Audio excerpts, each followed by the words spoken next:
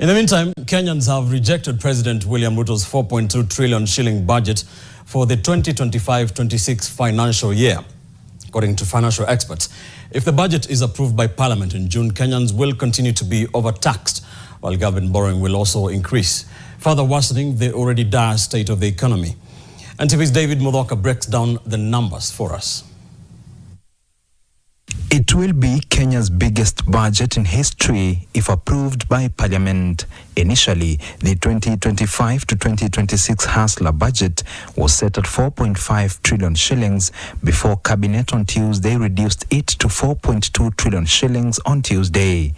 Out of the 4.263 trillion shillings proposed to be spent by government from July this year to June next year, 3.096 trillion shillings will be spent on recurrent expenditure. 725.1 billion shillings will be spent on development expenditure. 436.7 billion shillings will be disbursed to counties, and 5 billion shillings will go to the contingency fund. The executive has been allocated 2.494 trillion shillings, the judiciary 25.749 billion shillings, while Parliament has been allocated 42.488 billion shillings. The government plans to finance the budget mainly through tax revenues such as income tax that affects payslips and value-added tax that mainly affects the prices of basic commodities. In the next financial year, government wants to collect taxes amounting to 2.835 trillion shillings, up from 2.6314 trillion shillings projected for this financial year. Total revenue for the 2025 to 2026 financial year is projected at 3.386 trillion shillings, up from the 3.066 trillion shillings projected to be raised this year, and will also include appropriation in aid, which refers to revenues collected by government entities for the specific services they provide. This means there shall be a revenue deficit of 831 billion shillings that can only be plugged through borrowing. Net domestic financing is projected at 684.2 billion shillings, while net external financing is projected at 146.8 billion shillings for the upcoming financial year. Against the backdrop of the likelihood that new taxes will be introduced and the existing ones increased to finance the next budget, Kenyans, who are already reeling from the harsh economic times, have rejected the 2025 to 2026 financial year budget. Iletwe kwetu tuichambue, na sababu already tunajua iko juu, tutaikataa kwa sababu kila kitu fuel ina hike. Ukiangalia sasa, kama ni tukienda kununua kama ni mafuta, sasa itakuwa iko bei ya juu kwa sababu wanataka kurecover hiyo pesa. Unaona? Na ile nyingi ni yenye hata iko kwa mifuko yao wanaiba. They have further warned that the budget and the subsequent Finance Bill 2025 could trigger a fresh round of nationwide protests. Mimi sipendi maandamano, lakini kikufikisha mwisho unashindwa kila ya kufanya. Kwa hivyo utapata mwananchi tu mwenyewe anatoka, sio bila kurasimishwa, hata bila kupangiwa. Unajitoa tu, unaona kama ni kukufa. Sasa sitakufa kwa nyumba, wacha nikufie kwa watu mahali wanaona. Economist Odhiambo Ramogi has also poked holes at the 2025 to 2026 budget estimates. No, it's not an ideal budget. An ideal budget must have development at least, 30%. An ideal budget must have some investment. An ideal budget must attract investment. An ideal budget must focus on production. So this is not an ideal budget. It's a survival budget. They are just trying to survive until things either get very bad or somehow, somewhere, a miracle happens. The Economist adds that over 1/3 of the budget has been allocated to wastage. Budgeted corruption is a thing in the Kenya Kwanza administration, and that needs to be addressed. But it was also a thing in the Jubilee administration. Anybody who thinks Kenya Kwanza is new is mistaken. Kenya Kwanza is just a continuance of the Jubilee administration. What was wrong then is still wrong now. The high debt situation then is still here. The over-investment in public infrastructure that really does not make economic sense is still there. are today. This year's budget policy statement containing the budget estimates was tabled in Parliament today afternoon and will form the basis for the drafting of this year's finance bill. Kenyans wait to see whether members of Parliament will consider their views when debating the statement and the finance bill.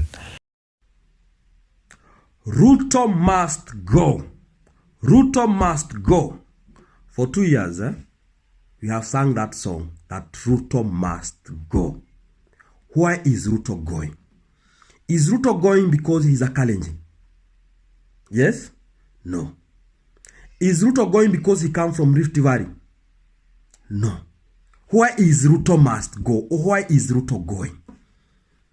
Ruto is going because of one thing.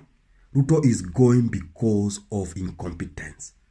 And this incompetence has affected us economically. Economically, mark that word, economically. But if Ruto will go so that we can replace him with other tribal chiefs, my friend, his problem haitaisha Kenya. I'm telling you. And that's the problem I'm seeing. That's the danger I'm seeing. That we are sliding back to nonsense. You see, I asked a friend from Muranga, if today I take you nikutoe Muranga, nikupereke Uasin Gishu, do you think your life will be better just because you have gone to the village that Ruto comes from? It will not. But there is this narrative that imewekwa that Ruto is targeting Kikuyus. My friend, Ruto is targeting the entire country. And it's not his targeting. He's not willingly targeting. The guy is just incapable of doing it.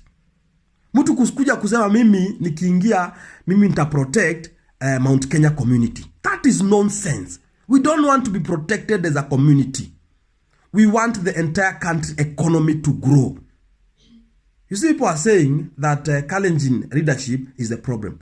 We had had Kikuyu's presidents before, but it's only one Kikuyu presidency who is being remembered by all other communities. A person called Kibaki.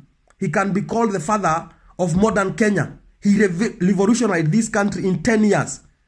Akaacha tu deni ya 1.9 trillion. With everything he did, mabarabara, free primary education, akawacha deni tu ya 1.9. Kibaki. Every tribe can say that who this is what Kibaki did.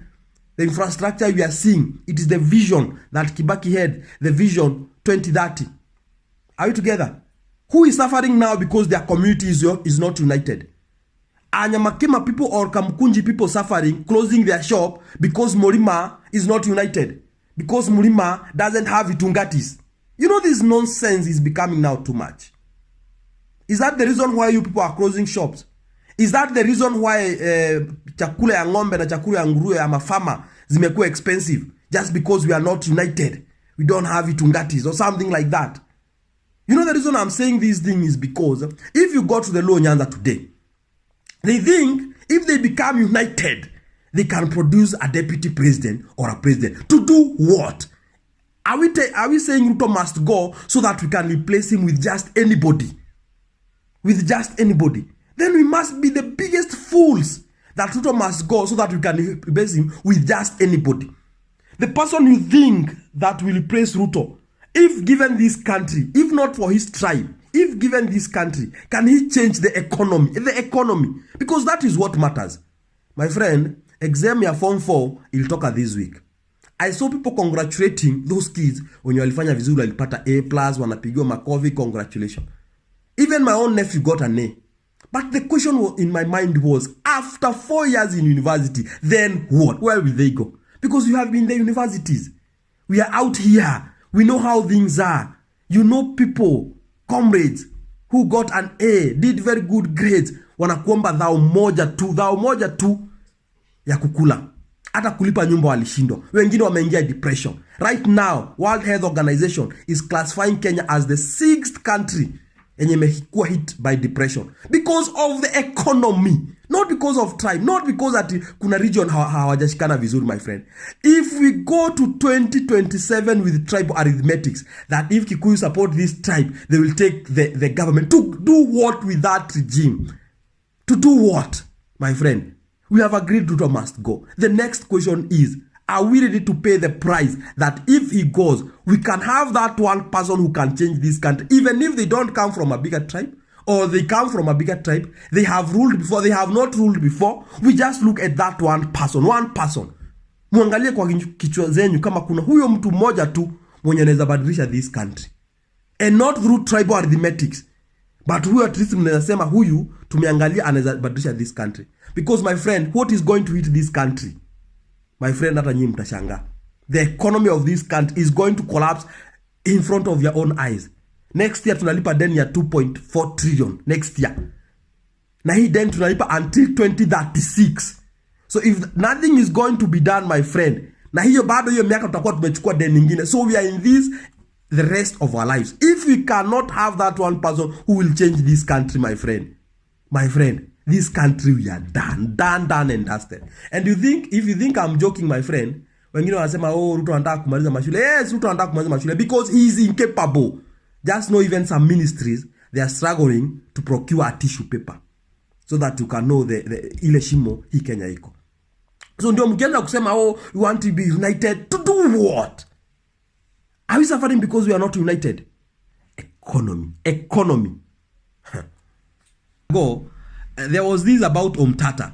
Omtata has been working with the NIS. Kwani hamujui, he's a hypocrite. Yeye ndiye amekuwa akiuza Gen Z. Ebu angalia Kibet Bull, ameenda kwake wamepatana. Kibet Bull ameshikwa. Kwa nini hiyo gari ilikuwa imekaa pale chini? Yeye ndiye alimseti. Yeye ndiye alifanya. Omtata anaishia hapo.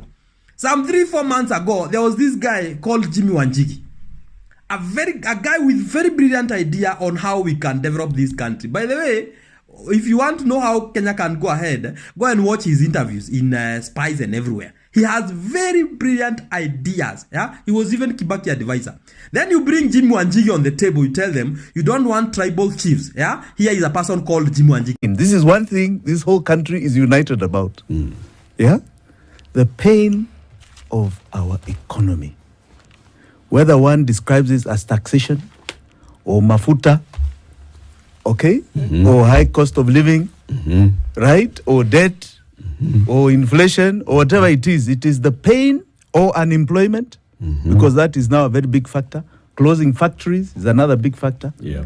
It is the pain we are united about this economy, and the lack of clarity of solving the problem.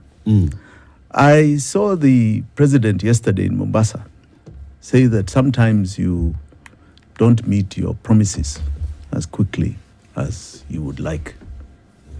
That you make promises and when you get there, you can't quite meet the targets in the time that is expected. Now, that can only be somebody who has not done his homework, his or her homework. Because, like a CEO in any company, this is CEO of Kenya. And CEO of Kenya cannot pretend that they've not done their homework about the state of the nation before you open your mouth and make promises. That then becomes what you call politics bonoko. Politics bonoko. And that is what we have clearly seen. City, you're making a face. Yes, I'm wondering, bonoko, what language is this? Bonoko is Sheng. Okay. You don't know it? Bro, I have absolutely no idea who bonoko is. Bonoko is fake. The connotation is fake. This is fake politics. You seduce the public, dangling carrots that you know you will never deliver. And that is the situation we are in. The biggest outflow of our tax revenue is debt. And that's wherein lies the problem. The finance bill you've seen being argued about today, being debated today, they are raising taxes for only one reason, to deal with something called debt. Kenya Kwanza government is proposing to raise tax revenue from what we have estimated this year. I think the previous government had put an estimate of 2.1 trillion. We have now calculated, according to the latest figures, that it will be 1.9 trillion that they'll collect. They want to propose that in 1 year, they are going to raise tax revenue from 1.9 trillion as it is today to 2.9 by the end of next year. By 1 trillion shillings in 1 year, a statistical impossibility. You know, people ask me many times, why are third world leaders corrupt? I mean, every country in Africa has leadership problems. Every country in the Caribbean has leadership problems. You know why? It's simple. I figured it out. It's very simple. Why are there so many lack of great leaders in your country among black African people? Or even Mexicans, the Asian people? Why is there such lack of leadership in these formerly oppressed countries? Here's why. Because the oppressor did not do what Jesus said. He made sure you never knew what he knew. Now, these are very interesting people, you know. They're interesting. Here's what they do. They say, okay, we ain't going to teach you nothing that we know. So all we're going to teach you is how to grow cane and cotton. Pick cotton, that's all you have to do. Go get water. That's it. You don't need to know anything else, they say. And so for 294 years, you become an expert cotton picker, an excellent cane cutter. But the problem is, he doesn't teach you how to make the cane into sugar. He doesn't teach you how to turn the cotton into cloth. He keeps that to himself. After a while, you become unruly because you multiply. And so you tell him, there's more of us than you. We're going to kill you if you don't let us go. So he does something very simple. Every single situation is the same. He said, okay, I don't want to fight you. I don't want to fight you. Tell you what, you could have the cotton field and you could have the cane because I don't want to fight you. I'm gone. And he leaves. So here you are. You call yourself free now because you got a cotton field and a cane. The problem is he trained you to wear clothes and to drink tea with sugar. You didn't hear what I just said. That's too deep. He conditioned you to wear his clothes and to drink tea with sugar. And he leaves you with a sugarcane field and a lot of cotton. Sharp guy. They're smart. After a few years, you begin to realize, I can't wear cotton and I can't put cane in tea. So he comes back and he says, what's your problem? You say, look, I can't turn cotton into cloth. He said, okay, tell you what I'm going to do. I'm going to buy the cotton from you at my price because you can't use it. So you can't set the price because you can't use it. I'll tell you how much I'm going to buy it from you for. I'll buy the cane, you cut it at my price. So they take it away and they turn it into cloth and sugar. Then they come back to you and they sell you the sugar at their price and the cloth at their price. And here you are now, instead of being directly oppressed, you are economically oppressed. They didn't train you to be producers. And now you thought you were free. So the kind of seminars I have is the seminars that help you learn how to make sugar. The kind of work I do is to teach you how to turn cotton into cloth. So that you become free to get your farms back and know how to convert cotton into cloth. And instead of just being consumers, you become producers. This is leadership. So what they do is they don't teach you how to lead. They don't teach you how to operate anything. And then when they leave you, they say, take charge. So here's the African guy in Ghana, you know, the British is gone, and they never teach him how to be a leader like them, and he got power, he got all this country, he got this, but he ain't got no training. And so we have a slave wearing a crown. Woe to the land when a slave becomes king. Words of Solomon.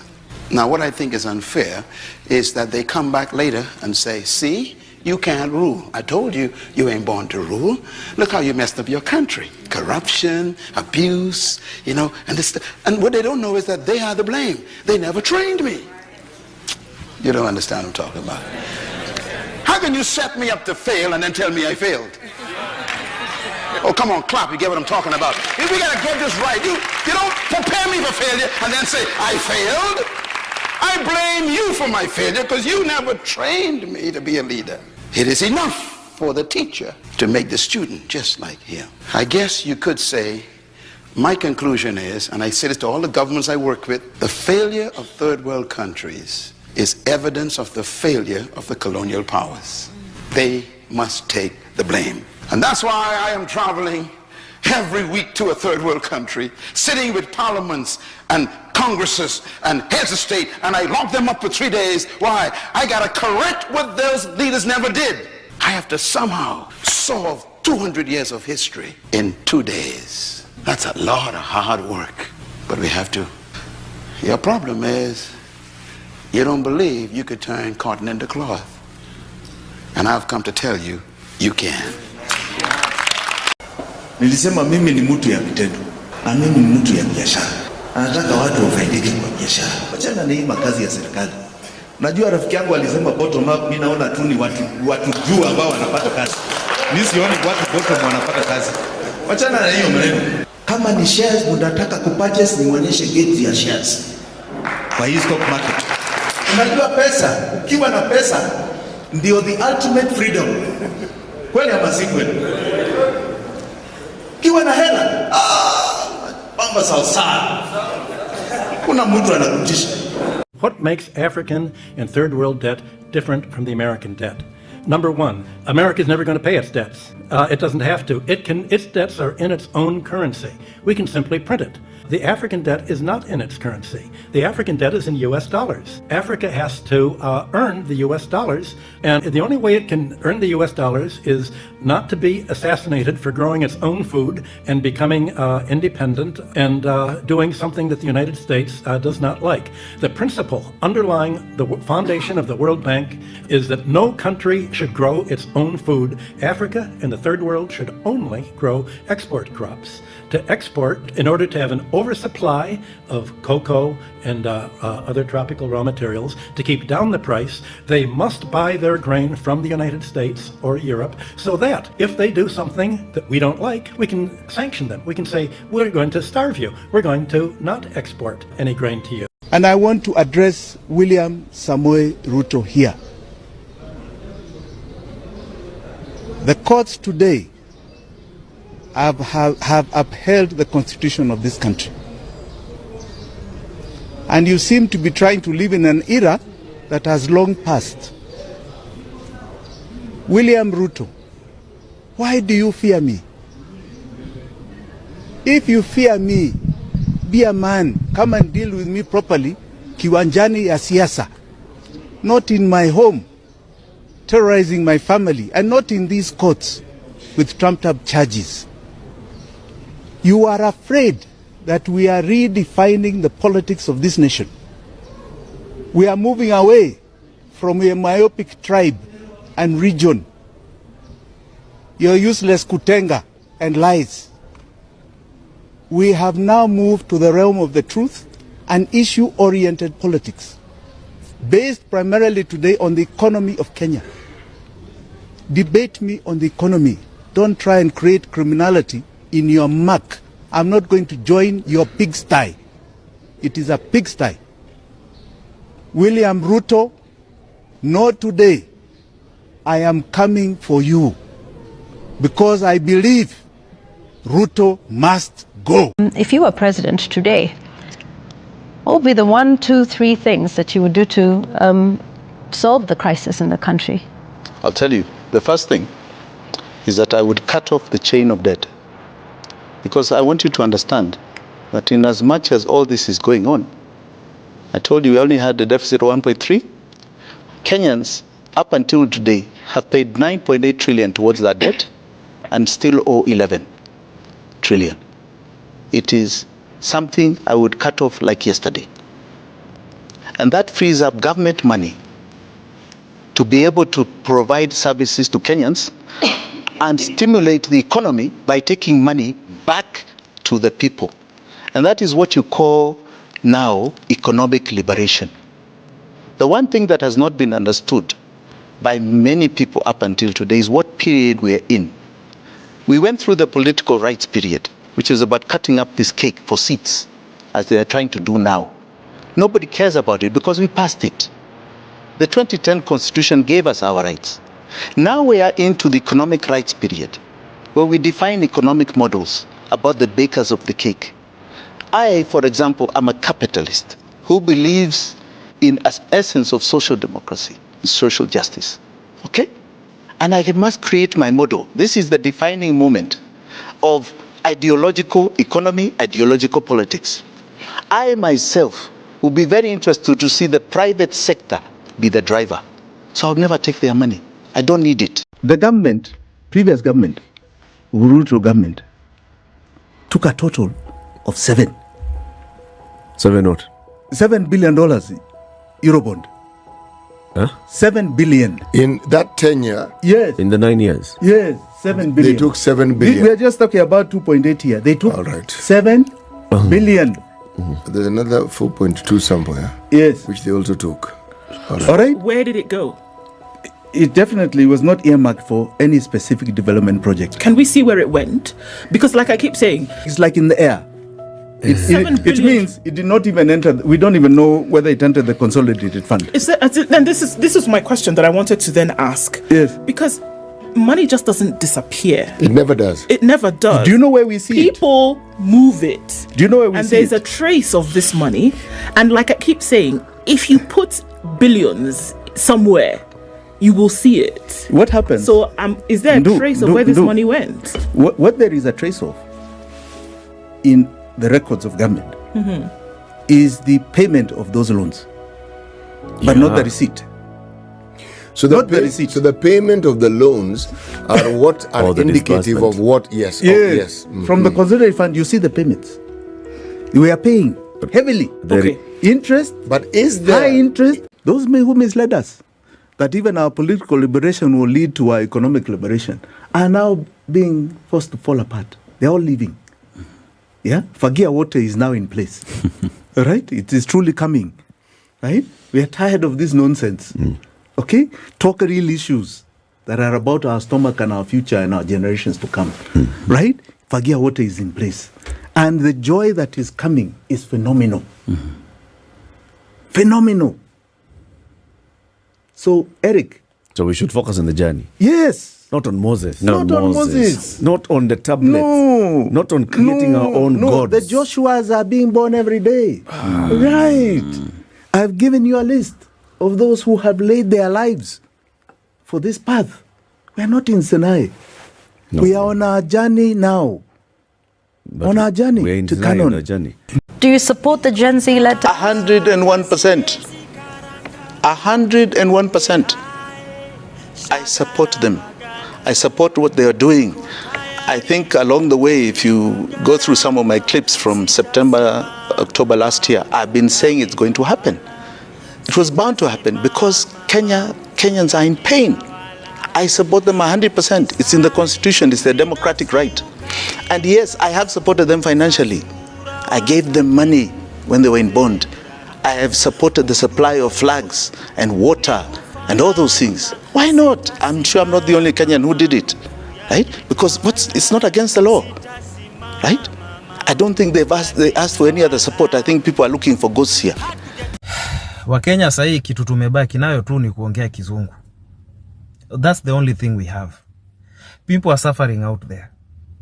Watu wanapitia shida nyingi sana, especially watu wenye wako na family. Unapata mtu akona watoto wawili, watoto watatu, akona bibi, akona nini, watoto inafaa waende shule, watoto inafaa wasome, inafaa lipe rent, inafaa fanye nini. Hata mshahara analipwa sasa itoshi. Ile shida watu wanapitia hapa nje, mwenzako akikupigia simu akikwambia nisaidie na shilingi 200, hata usianze kumuuliza ni ya nini na unarudisha lini. Kama uko nayo mtumie. People are passing through hell.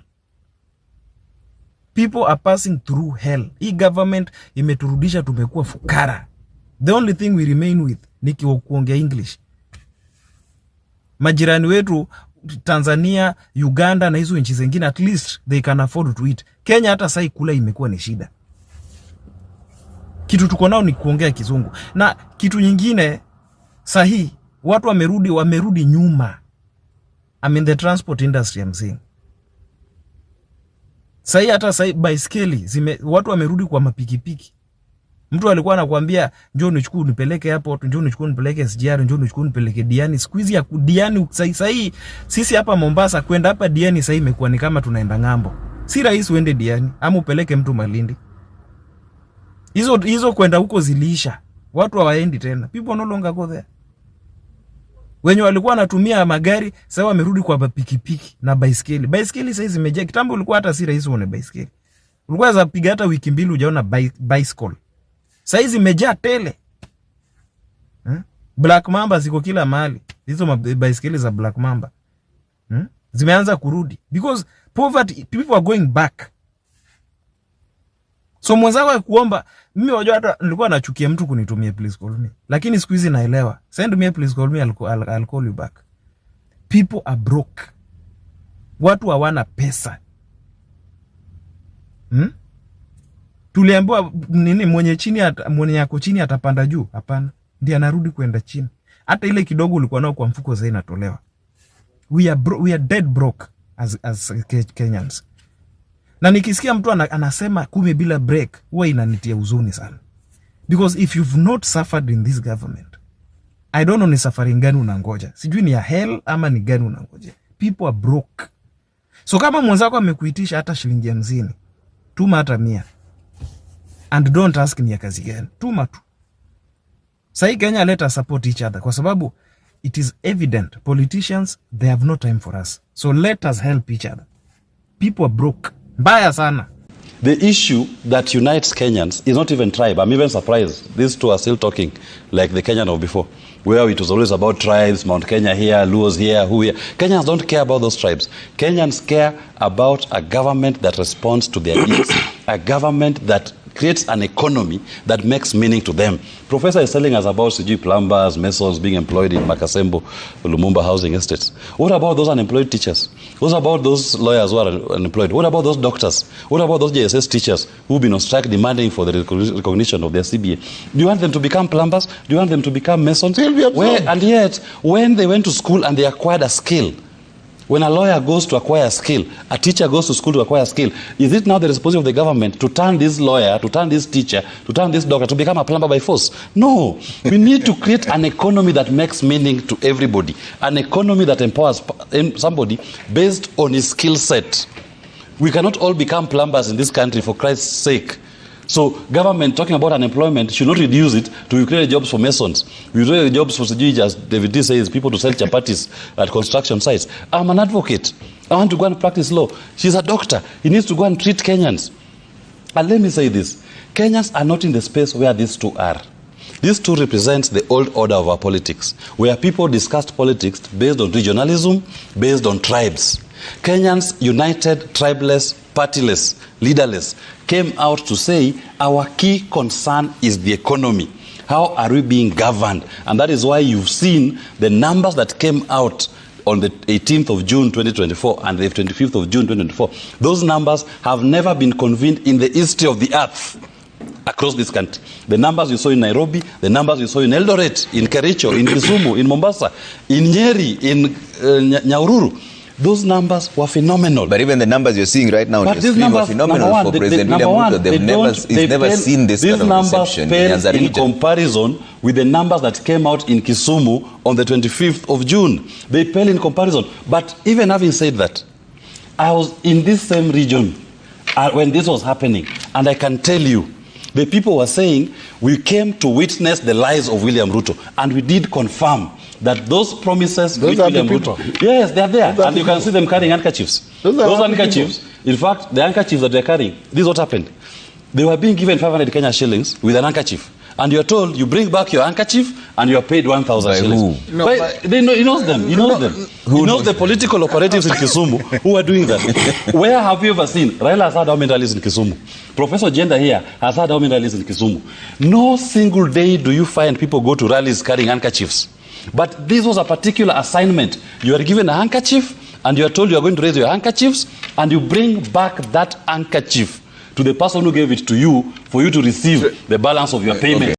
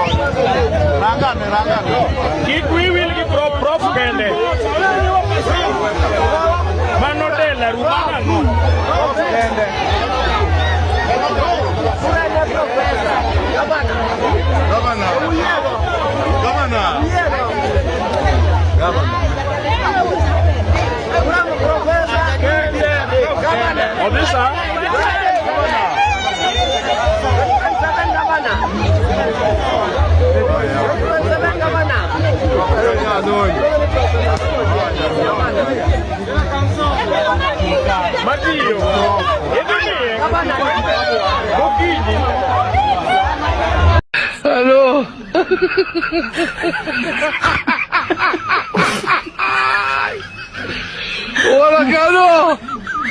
Nice idea, but it won't help. It'll just formalize the reality that poor countries can never repay their loans. Senator, are you saying that you're opposed to debt relief for impoverished countries? No, we should forgive the debts, but that's not going to help those countries very much. Okay. What will? Tax cuts.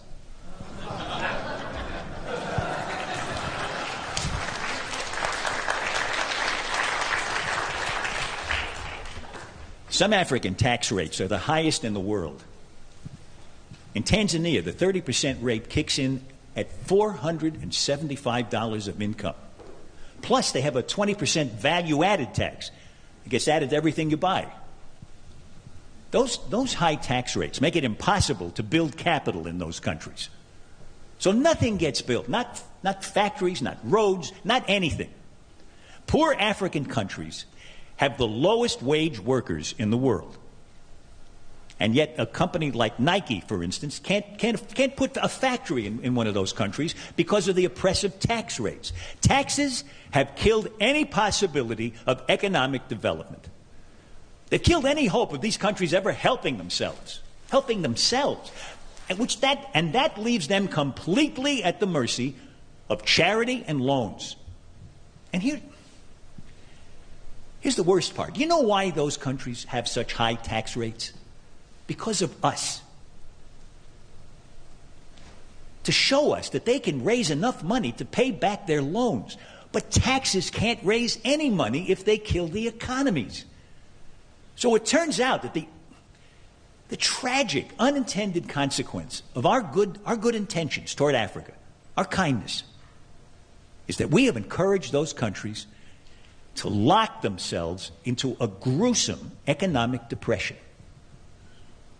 If we don't urge those countries to cut their tax rates, they will never grow their economies. People will live lifetimes of unemployment. Disease will be rampant. Poverty will be permanent. And children will be hungry. And our charity will never be enough. Never. As you know, this setup was a setup for celebration. You can all see. But I would not be telling the truth if I didn't say I am disappointed. I am. Hey!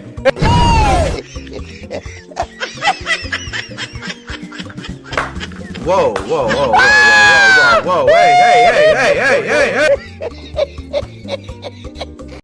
And don't buy into the political rhetoric of trying to divide you into tribes. Yes. Our problems are not tribal. There's no Kikuyu problem, there's no Kalenjin problem, there's no Luo problem, there's no Somali problem. There's no Kamba problem. Yes. Shift share knows no tribe. The university funding model knows no tribe. Yeah. Joblessness knows no tribe. All these problems that we point out, they do not know any tribe. Kusambaza hiyo message. Thank you.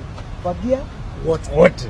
I'll take it to all the corners. You take it to the entire nation. Yes. Yes. It is a very solid car. Thank you, sir. Ndugu yangu, God bless you. fagia wote. Kazi yangu. Asante. Ndugu yangu. Good luck, my brother. Thank you so much. Good luck. Good luck. All the best. Thank you, sir.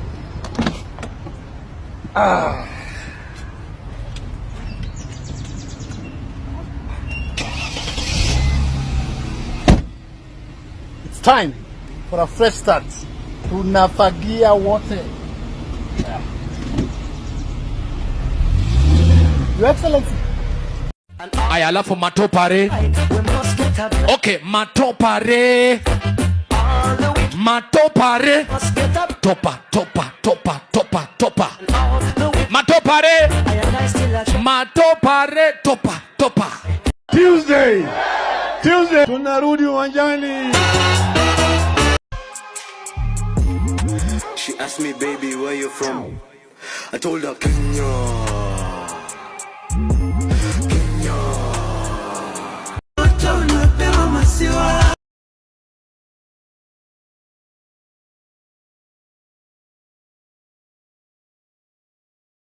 I beg of us, I really want to beg of us today, as the chair of UDA, let's stay focused to what it is we promise those hustlers. Because if we don't deliver, those hustlers will send us out of power, and they'll send us with vengeance. So let us talk about roads, electricity, education, health, types. Let's tone down on the politics. It is not healthy. It is not healthy. It is the wrong time. Wananchi naweza sikia kuchukua William Ruto. Wanaweza mchukua kwa sababu sisi wananchi, we don't need him. Ametuchosha. Ama nyinyi mjachoka? Mjachoka na Ruto? Ule mtu anataka kuchukua William Ruto, you can take him for free, take Wetangula for free, take Mudavadi for free. Tunawapea hizo takataka zote waende waongoze if they are good to you. Zile vitu tunaongea sisi si wenda wazimu. Their plan is exposed. In God we trust. Na nyinyi mtajua hii nchi ni ya Mungu. Sisi tuko na God. Mko na power, mko na those Subaru boys, mko na guns, na sisi tuko na God. I'm telling you, this is a David Goliath war. This is a David Goliath war. Sisi generation yetu, sisi tuko na Mungu. In God I trust. In God we trust. Majenzi mko, kazi mnafanya kwa mtandao ni mzuri sana, na tunapongeza nyinyi, na muendelee. Mtaendelea. Lakini mtandao peke yake haitoshi. Tunataka mjiandikishe kama wapiga kura.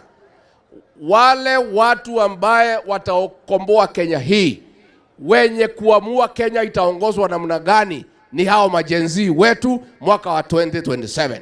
Lakini hamwezi amua Kenya itakaa namna gani kwa simu peke yake. Lazima mchukue vitambulisho, lazima mjiandikishe kama wapiga kura. Siku hiyo ikifika, muamuke saa 9, muungane na sisi na wengine, tuende pale kwa debe, tutafute uongozi wa maana ambaye utaheshimu wa Kenya, utaheshimu demokrasia, na utakubali kufanyia kila mtu maendeleo. Tumekubaliana majenzi? Hata nasahau tarehe ni gani. Mimi siko na tarehe kwa kalenda. Na mimi hata sina haja nayo. Mimi chenye niko nayo nayo ni serikali ya 2027. Huyu mkata ushuru tumtoe, na tuungane si wote. Meta vile naona nisha reject hiyo finance bill 2025. Ningoje tu date ya maandamano. Juu mambo yendi bana. Mimi hata wafanye nini, mimi nisha reject. Mfanye nini, nisha reject. Mfanye nisha reject. Nime reject. Mtoe date ya maandamano sasa. And we are not alone. There's a new force of nature at hand, stirring all over the world. They are the young people whom, frankly, we have failed, who are angry, who are organized, who are capable of making a difference. They are a moral army.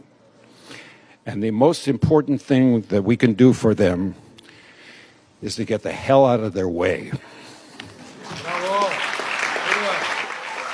Kwanza mimi ikifika 2027 naiba mpaka kura ya madhangu na budangu.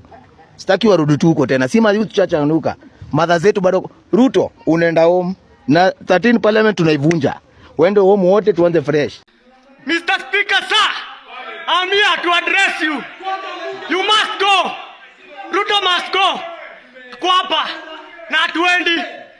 Kwa hapa tunalala huku na hatuendi. We don't fear you guys. You hypocrites. We don't fear you. Mr. Speaker, we don't fear you. Tuko ndani.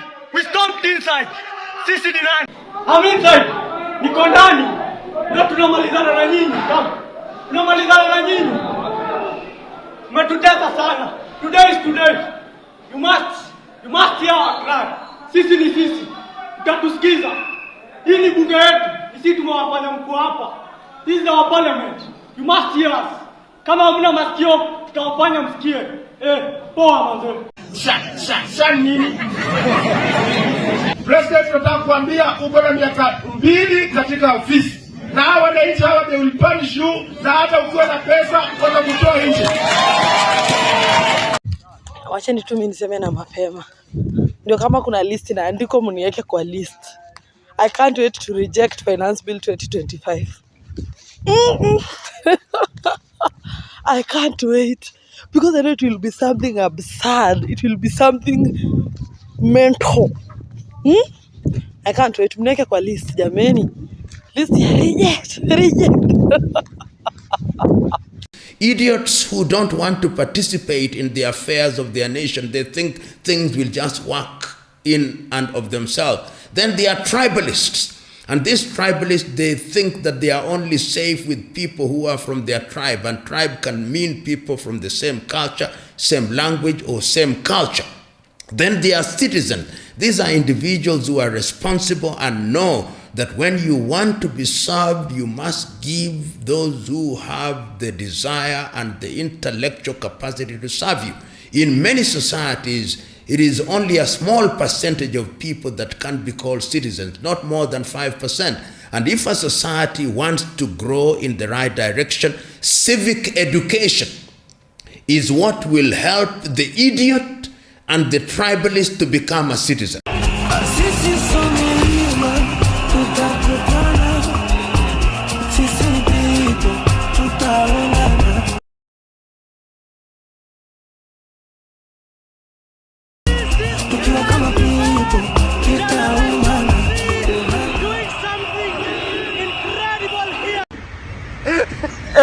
Mungu yetu itoe Ruto Kenya, hata kama angalau na jali.